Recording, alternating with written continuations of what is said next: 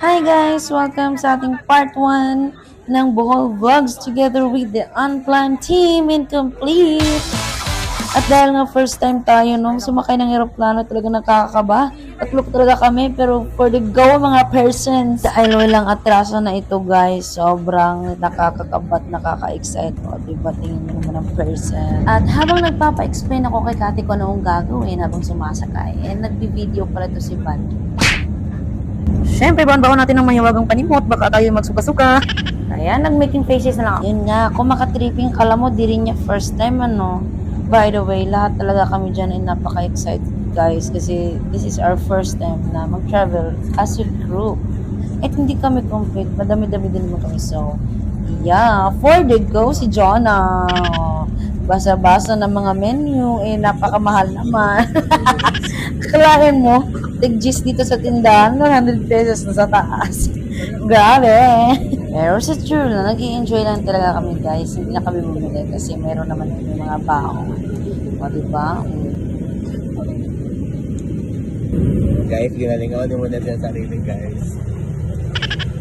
Taga. Ayoko naman malunod sa kabaan, no. Ito pala yung view sa labas ng airplane, guys. Finally, makaka-upload na tayo ng hindi edited. Kasi talagang totoo yan. Tayo nag-video niya, no, diba? And after 1 hour, ay finally nakarating na kami sa Bohol, guys. So, diba? Naglalakad sa labas. So, tingnan nyo kung gaano kaganda ang Panglao, guys. Ito yung mga views doon. Alam nyo ba? Pag pumunta ka pala ng Panglao, parang ikaw yung turista kahit Pinoy ka. Kasi from left to right, nakikita mo, Koreano, o hindi kaya, mga puti. Promise guys, mga foreigners talaga lahat ang nakikita. Konting-konti yung mga Pinoy.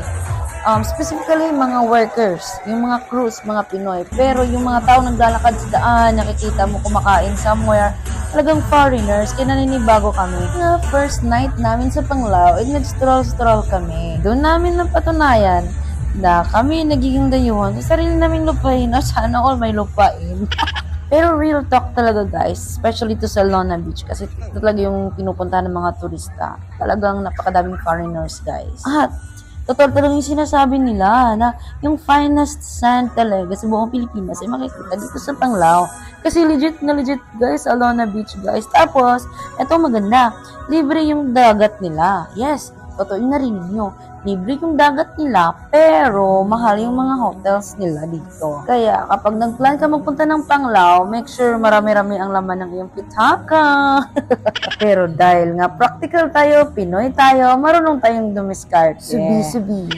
Kaya dinadagsa talaga yung Panglao, lalong-lalo na dito sa Alona kasi napakaraming displays. May bar, merong mga tattoo areas, pwede ka rin mag-chill-chill dyan sa gilid, tulala, o pwedeng-pwede yan. Kasi libre yung dagat nila. Kaya kung mahilig ka sa nightlife, talaga mag-i-enjoy ka dito sa Alona Beach. Yes! So that is how we ended our first night here in Panglao. Thank you so much for watching.